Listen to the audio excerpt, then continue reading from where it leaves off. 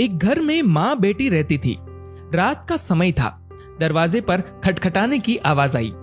माँ और बेटी बहुत गरीब थे, छोटे से घर में रहते थे। बेटी ने दरवाजा खोला तो वहां पर कोई नहीं था। नीचे देखा तो चिट्ठी पड़ी हुई थी। बेटी ने चिट्ठी खोलकर पढ़ी तो हाथ कांपने लग गए और जोर से चिल्लाई, माँ इधर आओ।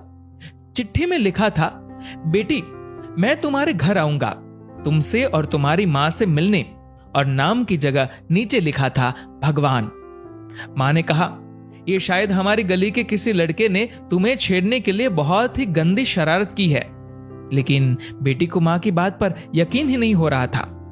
बेटी बोली, माँ पता नहीं क्यों मुझे यह सच लग रहा है। माँ को मनाकर बेटी और माँ दोनों तैयारी में लग गई। घर भले ही छोटा सा था लेकिन दिल बहुत अमीर। घर पर एक चटाई थी मेहमानों के लिए।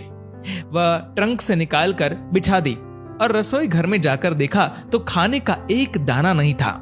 बेटी और माँ दोनों गहरी सोच में पड़ गए कि यदि भगवान सच में आ गए तो खाने में कुछ नहीं दे पाएंगे। आगे पीछे का कुछ नहीं सोचा।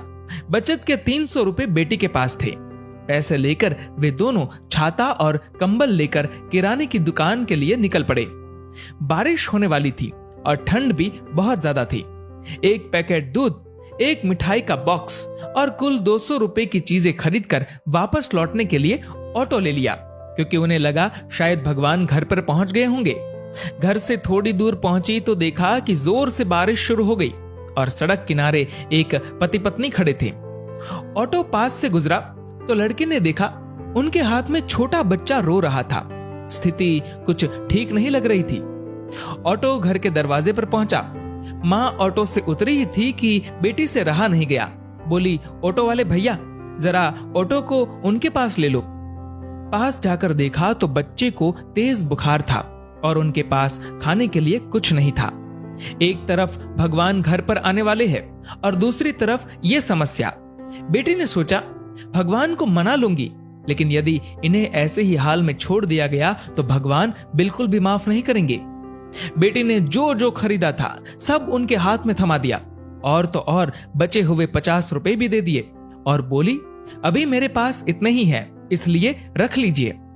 बारिश हो रही थी तो छाता भी दे दिया और बच्चे को ठंड ना लगे इसलिए कंबल भी दे दिया। वहां से फटाफट घर पहुंची, ये सोचकर कि भगवान आ गए होंगे। लेकिन दरवाजे पर माँ खड़ी थी। बोली, आने में इतनी देर क्यों लगा दी बेटी? और ये देख, एक और चिट्ठी आई है, पता नहीं किसकी है। बेटी ने पढ़ना शुरू किया।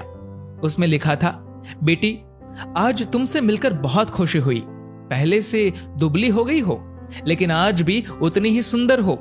मिठाई बहुत अच्छी थी और तुम्हारे दिए हुए कंबल से बहुत आराम मिला। छाता देने के लिए धन्यवाद। बेटी अगली बार मिलते ही लौटा दूंगा। बेटी के तो होश उड़ गए। निशब्द होकर पीछे मुड़कर सड़क किनारे देखा तो वहां कोई नहीं था। चिट्ठी में आगे लिखा था, इधर उधर मत ढूंढो मुझे, मैं तो कण कण में हूं। जहां पवित्र हो सोच, मैं हर उस मन में हूं। यदि दिखे कोई जरूरतमंद तो मैं उस हर जन में हूं। बेटी जोर से रो पड़ी और मां को सब बताया। दोनों बहुत भावुक हो गए और पूरी रात सो नहीं पाए। दोस्तों, अब आप सभी से एक प्रश्न है, क्या ये बेटी सच में गरीब थी? सोचिए और अपने दिल से इस सवाल का जवाब दीजिएगा, क्योंकि व्यक्ति मरने के बाद अपने साथ पैसे नहीं बल्कि कर्म लेकर जाता है, और जरूरी नहीं कि हर पैसे वाला व्यक्ति अच्छे कर्म लेकर जा रहा हो। इसीलिए कोशिश करें कि पैसों से अमीर हो या गरीब, लेकिन कर्मों से अमीर जरूर बने।